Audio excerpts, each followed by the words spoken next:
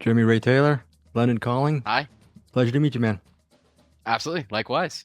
Your So, sound quality is incredible, by the way. oh, almost as good as yours. Now, just wondering, first off, though, your character is very layered. I think the movie itself, it could be enjoyed as a surface action movie, but it has a little bit more of a twist to it. Without giving too much away, can you tell our listeners, viewers, what, I guess, a little bit to expect from this movie, which I was pleasantly surprised with the layers to it. Yeah, absolutely. I think what drew me to the project so much was the layers and that absolutely you can go to the theater and you can be mindless and eat your popcorn and see an awesome, really funny action comedy. But there's layers to it, and there is a beautiful story and some beautiful chemistry and relationships that you get to see kind of blossom over a very weird situation that I don't think anybody wants to be a part of. It's an awesome story. It's a beautiful story, and it has a great message.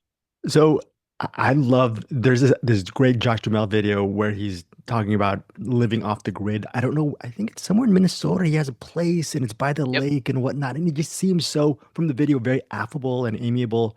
You're working with him professionally, just wondering what it was like to work with him. And then is that kind of energy, is did he give that off as well as far as you going back and forth as actors? Absolutely. I grew up with the Transformers movies. I love Josh Duhamel. It was awesome to work with him. People kind of keep asking us about our chemistry and what we did to get there and get that like father son bond.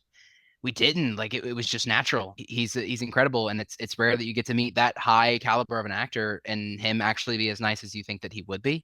Yeah, absolutely. I come from a small town. I'm in Bristol, Tennessee, which you've probably never heard of.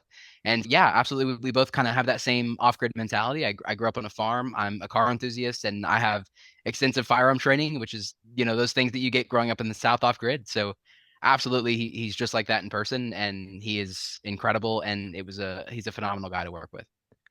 General question, Jeremy, living not actually within the lights of Hollywood or New York, what kind of perspective did that give you as an actor? And maybe probably gave you a lot more stuff to work with, and whatnot.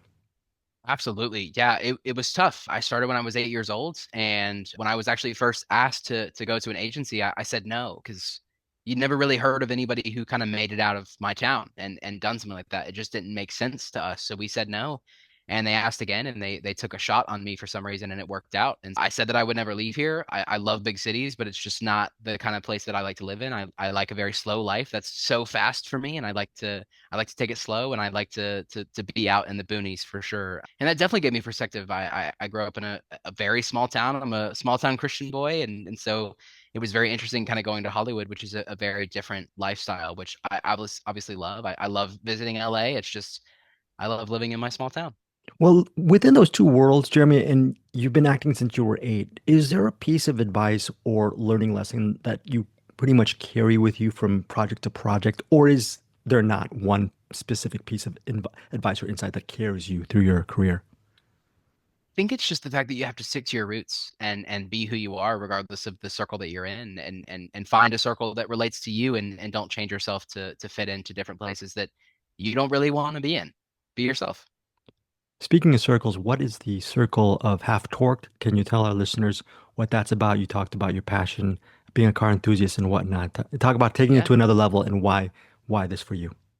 Yeah, absolutely. Many people don't know it about me, but I'm a massive car enthusiast and I take that very seriously. So I am a real car enthusiast. We wrench on our own cars and that's basically all I do now. That's my biggest hobby. It's kind of between one and two for acting and car enthusiasm. It's a huge deal. And I kind of spent a lot of time thinking that my fan base wouldn't want to see that. And that was really silly of me. And so I decided I had this circle of really amazing people, Devin, John, and Matt, and we decided to start a YouTube channel and start taking it really seriously and maybe make it into a living.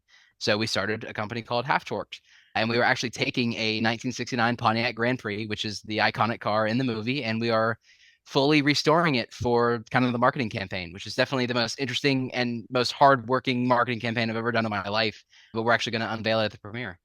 It's a hardworking and value added campaign. And if people go to your YouTube channel, they can see all the hard work you're putting in. I guess you don't want to spoil too much, but how updated is Yeah. that last video, I guess? Because that last video, you go, wow, that's a lot of work that they're doing. Yeah, absolutely. I wish that I was kind of creating the drama as if it's already finished in my garage back here, and but it's not. I mean, it is absolutely September 3rd and the premiere is the 15th, and we have to get it finished. We just got the motor in a couple hours ago. We still don't know if it runs.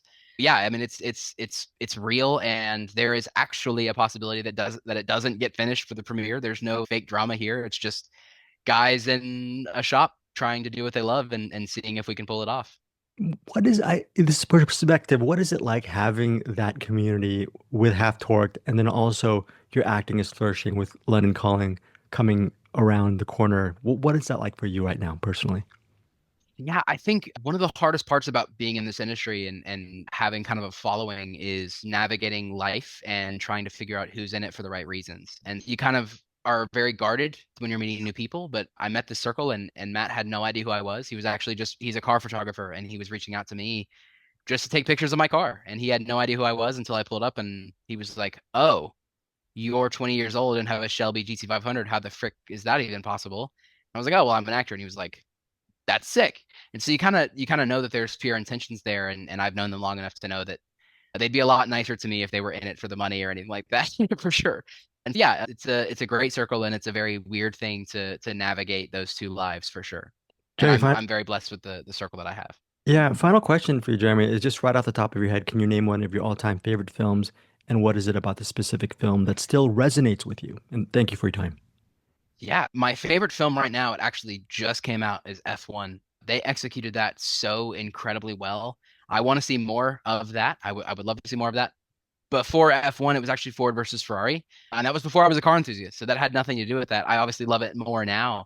But something about the cinematography and the sound of the car, and you really get to feel the anger from the Shelby family and kind of how that whole situation went down with the Ford GT. And yeah, it's definitely one of my favorite movies. And thanks again so much for your time. And before, after people watch London Calling and they go to Half Torque, the YouTube channel and whatnot, what's the next Jeremy Ray Taylor film should they watch from your body of work? What's their next step?